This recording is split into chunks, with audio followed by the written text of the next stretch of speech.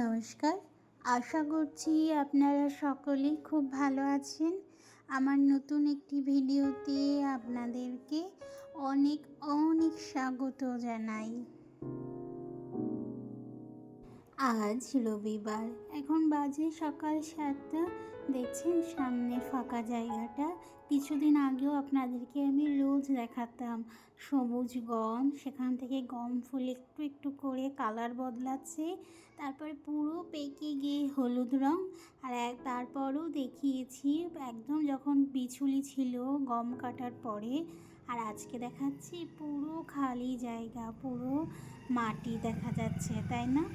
এই জায়গাটা আরও 2 মাসের অপেক্ষা, তারপরে বর্ষার সময় হবে ধান চাষ, তখন আবার রোজ দেখাবো। আর দূরের এই সবুজগুলো দেখতে পেলেন, ওগুলো সব পেঁয়াজ, রসুন, শাক পাতা এগুলোই লাগানো।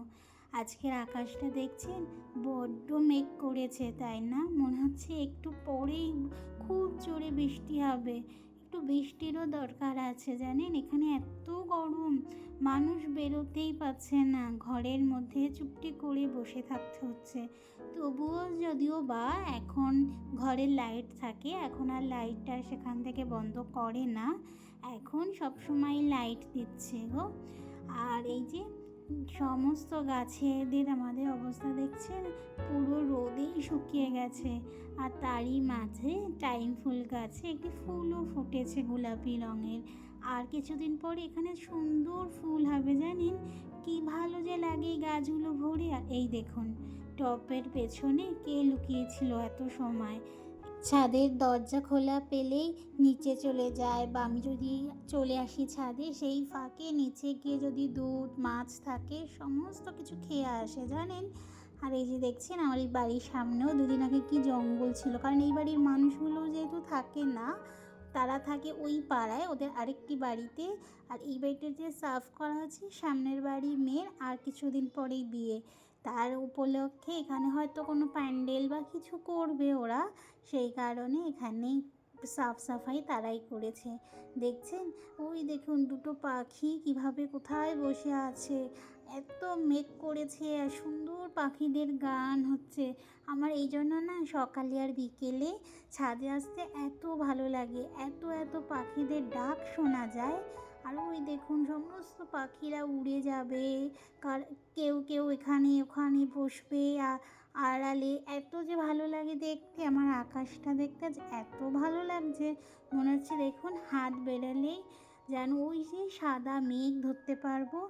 অনেকক্ষণ হয়েছে ছাদে এসেছি, আজ অনেকটা সময় ছাদে কাটিয়েছি, জানেন।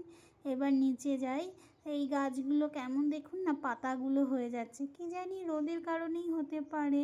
এই গাছগুলো যে আমার বাবা দিয়েছিলেন এবার কলকাতা গেলে, সেই গাছগুলোই। এই যে বর্ষা বৃষ্টিতে এত কিছু বৃষ্টি হয়েছে, এত হাওয়া ছাড়ে প্রতিদিন, ছাদটা যতই পরিষ্কার করি ততই উড়ে উড়ে এক ছাদের থেকে আরেক ছাদে চলে আসে। বৃষ্টি চলে যাক, তারপর একদিন না হয় ছাদটাকে সাফ করে ধুয়েই দেব। আর এই দেখুন নিচে আসতেই দেখলাম ওর বাবা নিহারিকার জন্য একটা দোলনা বানিয়েছে, দেখছেন কি সুন্দরভাবে বানিয়ে দিয়েছে। ও নিহারিকার রোজ বায়না করে আমাকে একটা দোলনা বানিয়ে দাও না, একটা দোলনা বানিয়ে দাও না। জানেন কালকে ওকে ঘরে একা রেখে আমরা বাজারে গিয়েছিলাম, আর সেই সময় এই মোটা দড়িটা কিনে এনেছি। আর এই কাঠটা তো ঘরে ছিল, সেইভাবেই বানিয়ে দেওয়া হয়েছে। কলকাতা যখন গিয়েছিলাম তখনও তো দেখেছেন আমাদের বাড়ির বাসেতে একটা করে করা আছে। ও এখনও নিহারিকা ঘুমাচ্ছে, ওকে ডেকে দেখাবো কেমন দেখি সারপ্রাইজড হয়। ওর জন্য একটা সারপ্রাইজড আছে, সেই কারণে ওর চোখ বেঁধে আমি ধরে ধরে এই ঘরে এনেছি। দেখি দোলনা দেখলে কত খুশি হয়, কিন্তু বসা মাত্রই বুঝে গেছে যে ওইটা দোলনায় বসেছে। দাঁড়ান অনেকক্ষণ চোখটা বেঁধে রেখেছি, এবারে চোখটা খুলে দিই, না হলে চোখটায় আবার ব্যথা করবে, কান্নাকাটিও করবে।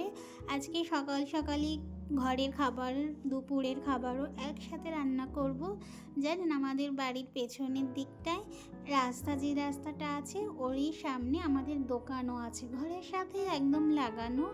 ওটা এতদিন ধরেই বন্ধ থাকে। বাড়িতে যখন আমার কাজকর্ম হয়ে যায় বা নিহারিকা যখন স্কুল যাওয়া শুরু করবে তখন তো অনেকটা সময় হাতে পাওয়া যায়, তখন একা একা না খুব একটা সময় কাটে না।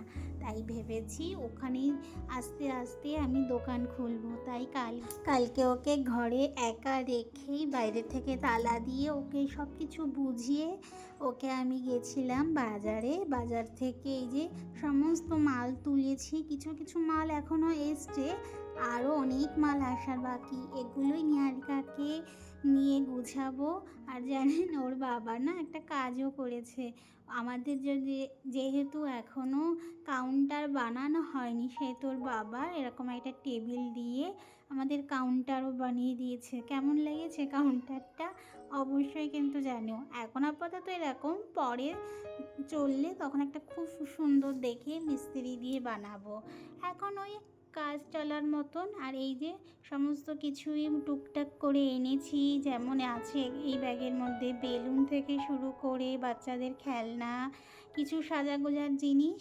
আর এই যে বিকেলবেলা হতে না হতেই 2-3টে কাস্টমার পেয়েছি আজ প্রথম দিন, সেটাও তোমাদের সাথে শেয়ার করলাম। চলো আজকে তবে এখানেই বিদায় নিচ্ছি, দেখা হবে খুব শিগগিরই।